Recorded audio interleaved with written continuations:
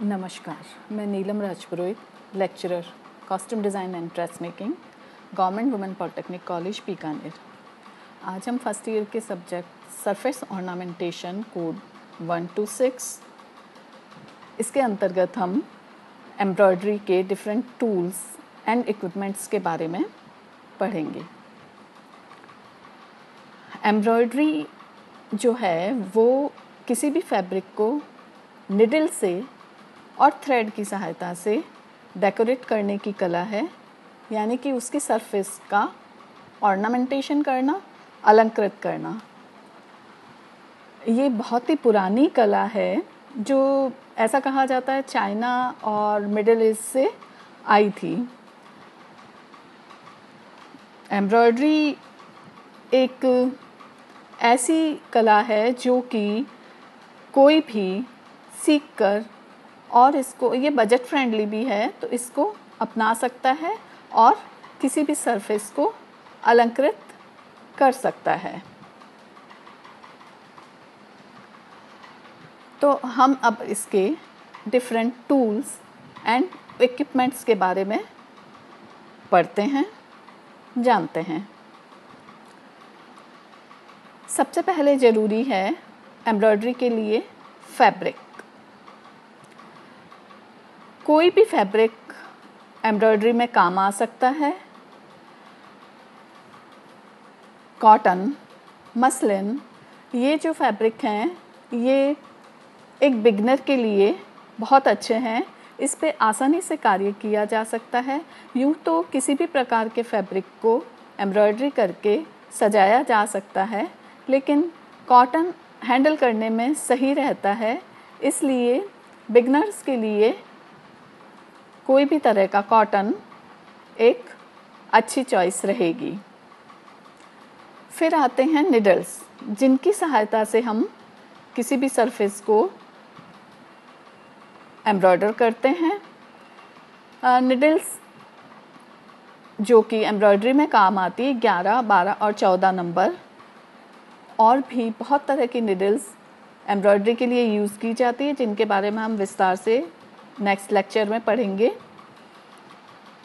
Needles जो है वो पतली बारीक निडल्स लाइटर वेट फैब्रिक के लिए, और लार्जर निडल्स जो है वो हैवियर वेट फैब्रिक के लिए काम में ली जाती है। फिर है एम्ब्रॉयडरी फ्लॉस या थ्रेड। एम्ब्रॉयडरी फ्लॉस जो है वो बहुत सारे प्रकार के बाज़ार में उपलब्ध है, लेकिन हम कॉटन के 6 स्ट्रैंड्स थ्रेड जो है उनका यूज़ करते हैं। हमें ये ख़रीदते वक्त इस बात का ध्यान रखना चाहिए कि वो एक अच्छे ब्रांड के हो, जिससे कि उनका कलर ना छूटे और हम उनसे अच्छे से काम कर सकें। कॉटन के थ्रेड ज़्यादा सही रहते हैं। फिर वही बात है कि बिगनर्स के लिए इन थ्रेड से काम करना आसान रहता है। फिर आता है एम्ब्रॉयडरी हुप या फ्रेम।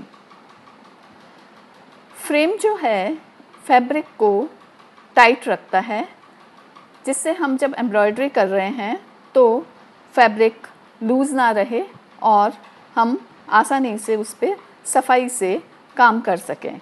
यदि हम लूज़ फैब्रिक पे काम करेंगे तो उसमें वो सफाई नहीं आएगी, कहीं पे फैब्रिक इकट्ठा हो जाएगा और एम्ब्रॉयडरी सही तरीके से नहीं हो पाएगी।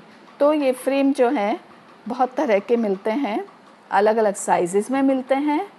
आप चित्र में जो देख रहे हैं ये फ्रेम आपके लिए सही रहेगा। इसमें 2 रिंग्स होती है, जिनके बीच में कपड़े को फंसाकर एक पेच होता है, जिससे कस दिया जाता है और हम उस पर काम कर सकते हैं। फिर आता है टेबल स्टैंड। ये यूँ तो कोई ज़रूरी नहीं है कि हम इसे प्रयोग में लें, लेकिन जब हमें ज़्यादा देर तक बैठ के या बड़ी सतह पे काम करना होता है तो हम इस तरह का फ्रेम जो कि एक फ्लैट टेबल पे रखें और हम स्ट्रेट बैठ के उस पर काम कर सकते हैं। इसमें ये देखने वाली बात है कि इसमें कसे हुए फैब्रिक को आप लेके कहीं अलग अलग जगह, घर में यदि आप काम कर रहे हैं तो अलग अलग जगह नहीं जा सकते पूरा इसको उठा के, और हर जगह पे इसको रख नहीं सकते क्योंकि इसको फ्लैट सरफेस पे रखना होता है। लेकिन इसका फ़ायदा ये है कि आपके दोनों हाथ फ्री रहते हैं, तो आपको एक हाथ से एक जो छोटा फ्रेम है उसको पकड़ने की परेशानी नहीं उठानी पड़ती, और इस फ्रेम को आप टेबल पे रख के अपने दोनों हाथों से काम कर सकते हैं। फिर आती हैं ड्रेस मेकर्स सीजर्स। यूँ तो बहुत सारी तरह की कैंचियाँ उपलब्ध है, लेकिन हम जब काम कर रहे हैं एम्ब्रॉयडरी के लिए तो फिर हम एक छोटी धारदार कैंची का यूज़ करेंगे, और अच्छा रहेगा कि हम इस कैंची को कहीं और यूज़ ना करें, किसी और चीज़ को काटने में यूज़ ना करें, क्योंकि इससे इसकी धार ख़राब हो जाएगी। तो फिर हमें उस फैब्रिक को या फिर एम्ब्रॉयडरी थ्रेड को काटने में परेशानी आएगी।